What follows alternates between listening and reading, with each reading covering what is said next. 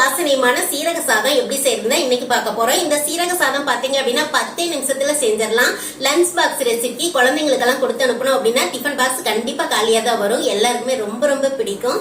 Welcome to Ammuma kitchen. வாங்க வீடியோக்குள்ள போய் எப்படி செய்யறதுன்னு பார்க்கலாம். சீரக சாதம் செய்யறதுக்கு முதல்ல அரிசியை ஊற வச்சுக்கலாம். 2 முறை கழுவி எடுத்து அப்புறமா ஊற வச்சுக்கலாம்.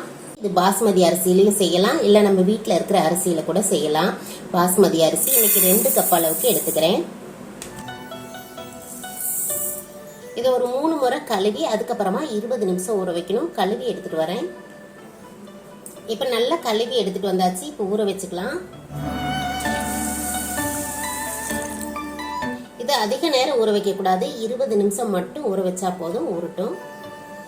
இப்ப அரிசி நல்லா ஊறிடுச்சு. ஒரு குக்கர் வச்சாச்சு. சீரக சாதம் செய்யறதுக்காக 2 டேபிள் ஸ்பூனுக்கு ஆயில் போட்டுக்கலாம்.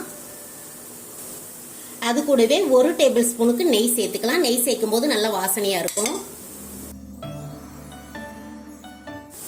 இப்ப நெய் நல்லா உருகி வந்துருச்சு. இந்த சமயத்துல பாத்தீங்க அப்படின்னா ஒரு பட்டை சேர்த்திருக்கேன். கூடவே 2 கிராம்பு, 2 ஏலக்காய், ஒரு அன்னாசி பூ, ஒரே ஒரு பிரிஞ்சி இலை சின்னதா, ஒரு கருப்பு ஏலக்காய். இது இருந்துச்சு அப்படின்னா சேர்த்துக்குங்க, நல்ல வாசனையா இருக்கும்.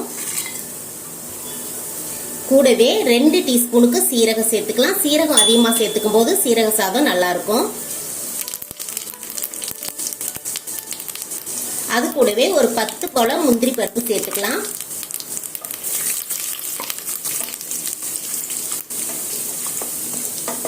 2 பச்சை மிளகாய், கீரல் எல்லாம் எதுவும் போடாம சும்மா சேர்த்துக்கிறேன். காரம் இருக்கக்கூடாது, கொஞ்சம் ஃபிளேவருக்காக.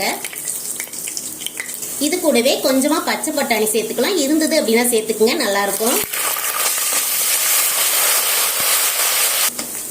நல்லா இது மாதிரி கலந்து விட்டாச்சு. கலந்து விட்டதுக்கு அப்புறம் நம்ம இப்ப அரிசி சேர்த்துக்கலாம். அரிசியில இருக்கிற தண்ணி எல்லாம் வடிச்சாச்சு. கரெக்டா ஒரு 20 நிமிஷம் ஊறி இருக்கு. இப்ப உள்ள சேர்த்துக்கலாம். இந்த மாதிரி அரிசியை உள்ள சேர்த்துட்டு நல்லா கலந்து விட்டோம் அப்படின்னா நம்மளுக்கு உதுர் உதுராவும் வரும், நல்ல வாசனையாவும் இருக்கும் சாதம். ஒரு 2 நிமிஷத்துக்கு கலந்து விட்டா போதும்.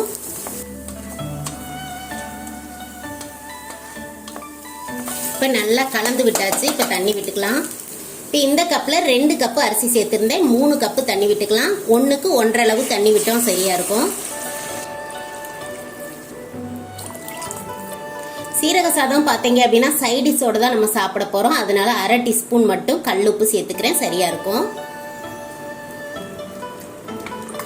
ஒரு தடவை நல்லா கலந்து விட்டுக்கலாம்.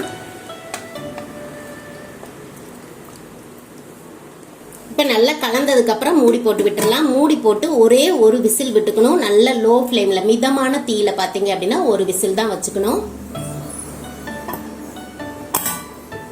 ஃப்ளேமை நல்லா குறைச்சி வச்சு ஒரு விசில் வச்சு எடுத்துக்கலாம். நான் இன்னைக்கு செய்யற சீரக சாதத்துக்கு பாத்தீங்க அப்படின்னா பன்னீர் கிரேவி செஞ்சிருக்கேன். இந்த மாதிரி பன்னீர் கிரேவியோட யாருக்கெல்லாம் சீரக சாதம் சாப்பிடறதுக்கு பிடிக்கும் அப்படிங்கறதையும் கமெண்ட்ல சொல்லுங்க. இப்ப விசில் எல்லாம் தீர்ந்துருச்சு. ஓபன் பண்ணிக்கலாம்.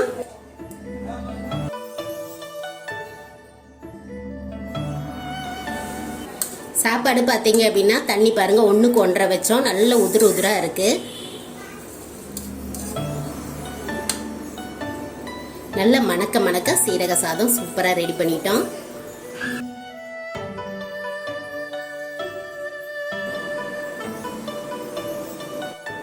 நல்ல மணக்க மணக்க சீரக சாதத்து கூட பாத்தீங்க அப்படின்னா பன்னீர் கிரேவி செஞ்சிருக்கோம். நல்ல காரசாரமா இருக்கணும். அது மாதிரி செஞ்சோம் அப்படின்னா தான் சீரக சாதம் சாப்பிடறதுக்கு சூப்பரா இருக்கும். இப்ப டேஸ்ட் பண்ணி பார்த்துடலாம். சீரக சாதம் நல்ல வாசமா இருக்கு. நம்ம செஞ்ச கிரேவி அது கூட நல்லா சூட் ஆகுது. நல்ல காரசாரமா சூப்பரா இருக்கு. பன்னீர் பாத்தீங்க அப்படின்னா நல்ல சாஃப்டா இருக்கு. பன்னீர் எவ்வளவு சாஃப்டா இருக்குன்னு பாருங்க. நமக்கு சாப்பிடறதுக்கு அவ்வளவு டேஸ்டியாவும் இருக்கும். பன்னீரை ஃப்ரை பண்ணாம இது மாதிரி சேர்த்து செஞ்சு பாருங்க, ரொம்ப நல்லா இருக்கும்.